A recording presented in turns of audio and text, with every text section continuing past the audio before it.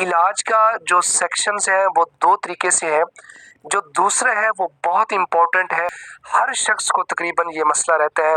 उसकी कॉजेज़ के ऊपर, उसकी वजूहात के ऊपर मैंने बात की। कैसे इस जो थकावट है, सुस्ती है, इससे मुकम्मल छुटकारा हासिल किया जा सकता है। बहुत सारे लोगों को मालूम भी नहीं होता।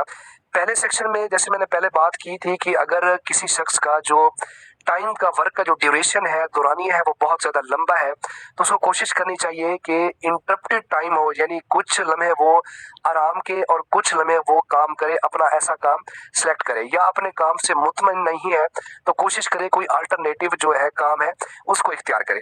इसके बाद जो नींद की मैंने बात की कि ये जो बहुत ज़्यादा लोग ऐसे हैं कि जो रात के टाइम जागते हैं, दिन को सोते हैं, क्योंकि जो हमारा हार्मोन है उसके अंदर एक अलार्म सेट है हमारे ब्रेन के अंदर, और उसने रात को ही प्रोड्यूस होना होता है, मेलाटोनिन जो हार्मोन है। तो जो रात की नींद है ये बड़ी इंपॉर्टेंट है, पीसफुल नींद होनी चाहिए। अगर कोई शख्स, जैसे मैंने बात की थी कि एंग्जाइटी या डिप्रेशन का शिकार है, तो उसको एंग्जाइटी और डिप्रेशन की अपनी जो वजूहात है उसको मिनिमाइज करना चाहिए, चाहे वो मेडिसिन से या अपने आप को किसी फिजिकल एक्सरसाइज में या किसी पॉजिटिव एक्टिविटी में अपने आप को यूटिलाइज करे, ताकि उसका जो स्ट्रेस है, मेंटल स्ट्रेस, वो रिड्यूस हो। इसी फिजिकल फिटनेस की जो इम्पोर्टेंस है वो ये भी है कि इससे हैप्पी हार्मोन्स प्रोड्यूस होते हैं जिस्म के अंदर, और ऐसे केमिकल्स और ऐसे मैसेजेस प्रोड्यूस होते हैं कि जो जिस्म की एक्टिवेशन में बहुत रोल प्ले करते हैं। इसीलिए डेली एक्सरसाइज का बहुत इंपॉर्टेंट रोल है।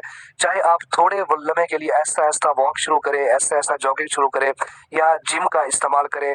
ऐसी एक्टिविटीज आपको, जो आपका माइंड है उसको भी रिलैक्स करेंगी, और आपकी जो फिजिकल फिटनेस है, जो हार्मोन्स प्रोड्यूस होते हैं, वो भी एक्सेस क्वांटिटी में प्रोड्यूस हो। अल्कोहल या स्मोकिंग का यूज है तो उसको बहुत ज्यादा मिनिमाइज कर दे या बिल्कुल छोड़ दे। अपनी जो डाइट है वो प्रॉपर डाइट यूज करें, यानी ग्रीन लीफी जो वेजिटेबल्स हैं, सब्ज पत्ते वाली जितनी भी सब्जियां हैं, उसका इस्तेमाल डाइट के अंदर ज्यादा करें। दूसरे सेक्शन की जो बात है उसमें था कि आयरन डेफिशिएंसी एनीमिया की वजह से अगर थकावट है तो इसको सीबीसी का टेस्ट कराना चाहिए और देखना चाहिए कि उसके अंदर जो एचबी की मिकदार है, जो हीमोग्लोबिन की मिकदार है, वो कितनी है, तो उसको मल्टीविटामिन से रिप्लेस करे। अगर किसी शख्स में कैल्शियम या विटामिन डी की डेफिशिएंसी है तो कैल्शियम की सप्लीमेंट्स इस्तेमाल करे, या दूध का इस्तेमाल ज्यादा करे, या एग्स का इस्तेमाल ज्यादा करे। और अगर विटामिन डी की साथ में डेफिशिएंसी है तो ऐसे शख्स को विटामिन डी के सप्लीमेंट्स भी यूज करने चाहिए। और साथ में जो फिश का इस्तेमाल है, ये ऐसी खुराक है जो मैंने पिछले वीडियोस में बताया था कि विटामिन डी की जिसके अंदर मिकदार बहुत ज्यादा है, तो वो उसको यूज करनी चाहिए। हेपेटाइटिस बी और सी, क्योंकि ऐसे साइलेंट किलर्स हैं कि जिसकी जो पहली अलामत है वो थकावट की सूरत में आती है, तो ऐसे शख्स को बी और सी का स्टेटस लाजमी करना चाहिए, यानी कि हेपेटाइटिस बी और सी की स्क्रीनिंग करानी चाहिए।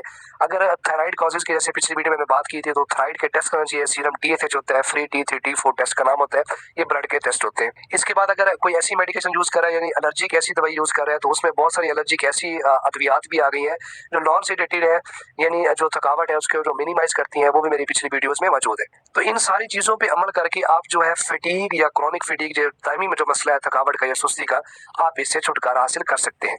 उम्मीद करता हूँ कि ये वीडियो आपके लिए बहुत ज्यादा मुफीद होगी।